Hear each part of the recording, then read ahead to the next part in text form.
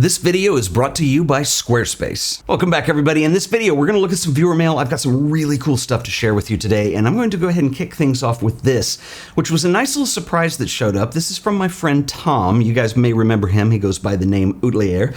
And Tom sent one of the first books that I ever did in a mail time. It wasn't like the very first thing, but it was early on, and it was this wonderful documentary called Shetland Ool. He lives in Scotland, and it was a documentary on sheep farming, and it was really good. And I have not heard from Tom in a while, and this was a really pleasant surprise that showed up. This is a little zine that he does. I'm going to go ahead and read you a little of his note here. It says, "Dear Ted, it's been a while since I've been in touch, so I thought you might enjoy the latest issue of my Ootlier zine. This is number 5, Light Waves. I recently moved to the Kintyre Peninsula on Scotland's west coast. I've been enjoying exploring the coast, particularly the interactions between the low winter sun and the high wind-blown Atlantic waves. This collection of images portrays the winter sea in all its glory, from the serene and painterly to the awe-inspiring and elemental.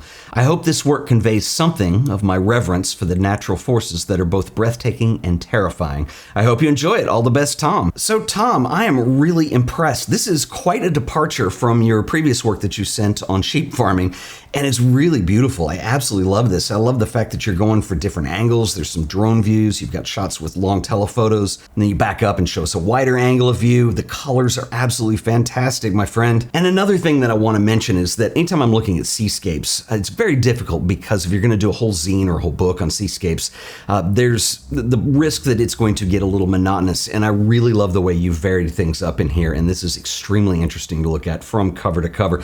Tom, this is awesome. I'm so glad to hear from you, and like I said, this is a big departure from the other work that I've seen of yours, and congratulations, man. I will link up to this in the show description. I highly recommend you guys check out his zine. I want to get some more copies of this too. It really is fabulous. So Tom, I hope you're doing well, my man, and this is awesome. All right, so next up is this wonderful little book. I'm telling you guys, this is a good batch of stuff today. This is called Japan, My Boxing Life. This comes to us from Stephane Ferrero. He also encloses a note. I'm going to read you a little love. He says, "Dear Mr. Forbes, my name is Stephane, a French photographer who has worked in Asia for many years on professional and personal photography projects. I am writing to you as a longtime admirer of your work. Today, I am sending you my first photography book, which is a project very close to my heart. It is a collection of images documenting the world of boxing in Japan. This photographic journey took me to the Shinsei Boxing Gym in Kobe, Japan, the ultimate ground for professional and amateur fighters. This book is the story of individuals who defied personal obstacles to wage fierce battles in the ring, and I was extremely privileged to capture in vivid details the essence of perseverance and a shared devotion from these boxers. I have always appreciated your honest and constructive feedback on books, and I believe that your perspective would be invaluable in helping me grow as an artist. Your comments and advice, whether positive or critical, would be deeply appreciated.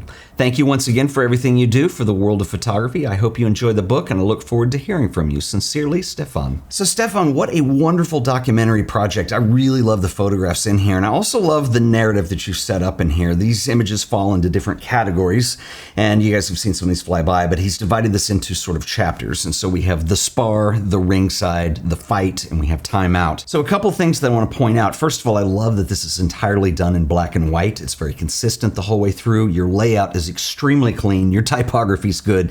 Like, this ticks all the boxes, and this is really well done. I think my favorite image is in here when we get to this section called The Ring, and we actually get into the boxing matches.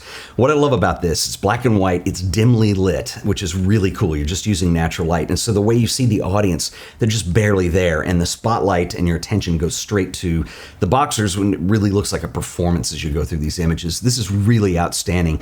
You asked me to critique this a bit, and I think your visual narrative is wonderful in here. There's a pacing that's really well done. I never got bored looking at this. I mean, I go through the whole thing and I keep wanting to see more.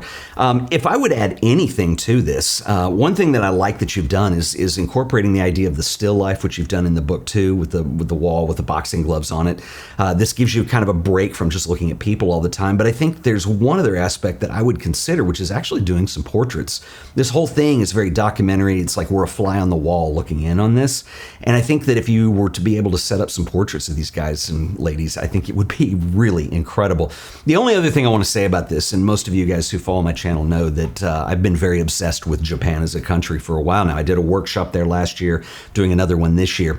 And this kind of thing represents what I really love about what you can discover in that culture. Like, you're brought in with the traditional stuff, and it's very beautiful. But as you start to dive in, you peel back the layers, you realize things that there's like this whole boxing culture that goes on there. And I think that Stephane has done a wonderful job of bringing this to light. So Stephane, this is awesome. I will link up to his work as well as everybody else in the show description below. So please make sure you support your local colleagues, your fellow colleagues.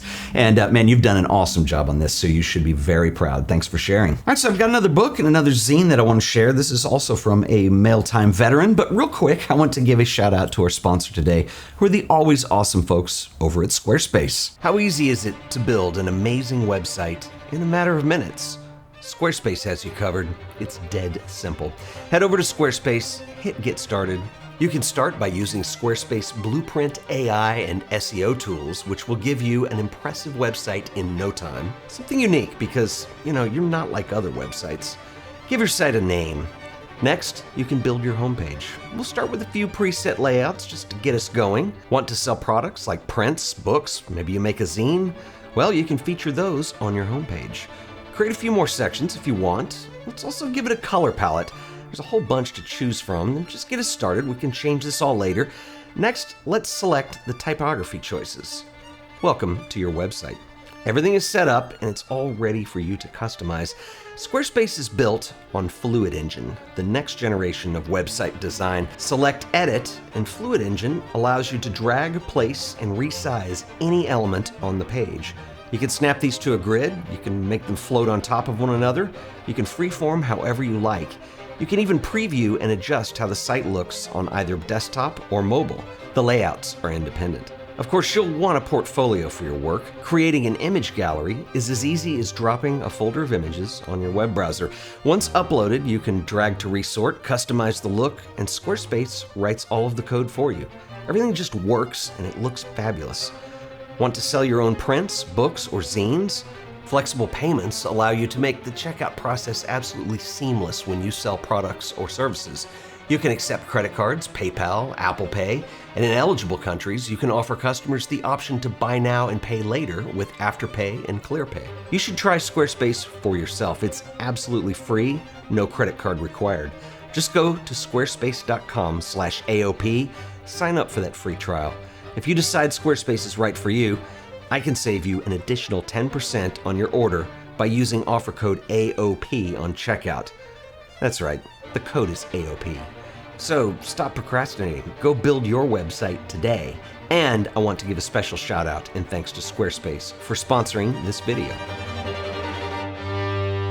All right, so next up is this wonderful book called Reductions. This comes to us from Wolfgang Schüler. This is a collection of abstract photography that I think is particularly good, and he sent me a really nice note, but I want to read you some of the introduction for this book, which reads, "My central theme in photography is reduction. I focus my attention on the fragmentary, on a specific section, a detail, and then I place this in front of and sometimes above the previous whole. The effect could not be more different. In one case, the detail retains its relationship to the whole, and in the other, it dissolves this and creates space for something new. The fact that reduction allows for both possibilities is what makes it so interesting, even fascinating for me. Expressing more with less, a lot with a little, is certainly the best compliment that can be paid to reduction.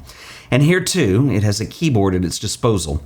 Reduction may refer to content or to language of form and color." Wolfgang, this is a really nice collection of abstract work. I really love what you're doing here, and I wanted to read the comment about reduction because not only does it apply to your work, but I think this is something that's important to photography in general. And many of you guys have seen the video stuff that I've done with Ralph Gibson. This is something that we've discussed quite a bit, is that when you're photographing, it's really more about subtraction and what you're taking out of the photograph and what you're choosing to leave in.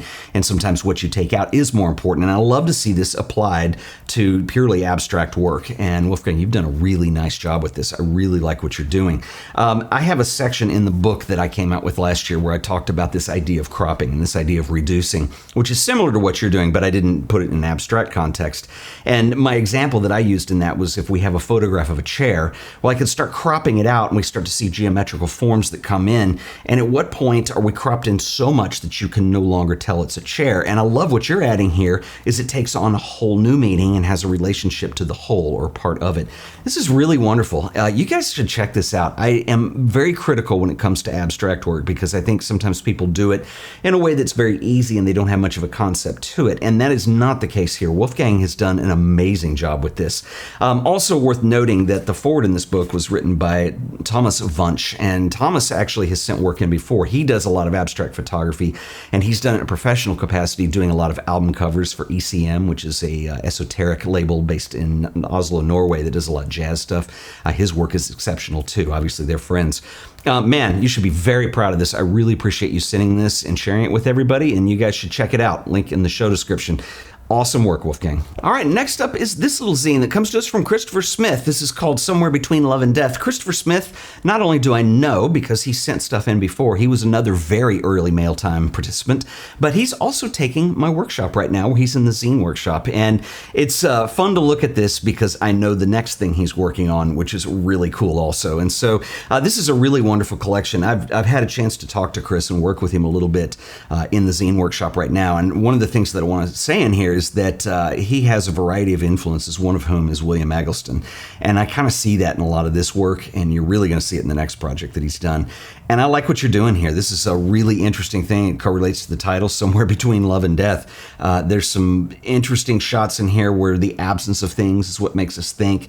There's obviously suggestions to love and death, and it's kind of a dark topic, but Chris, you've done a really spectacular job with this. This is really nicely done. I also really love the layout and the colors on here. There's a lot of pauses and starts and stops, and there's phrases that come in with visual ideas that come through. A lot of the things that we talk about in the zine workshop, and I know we've talked about that a lot more lately, and you did this before, but this is very well done. So I will link up to Chris's work in the show description.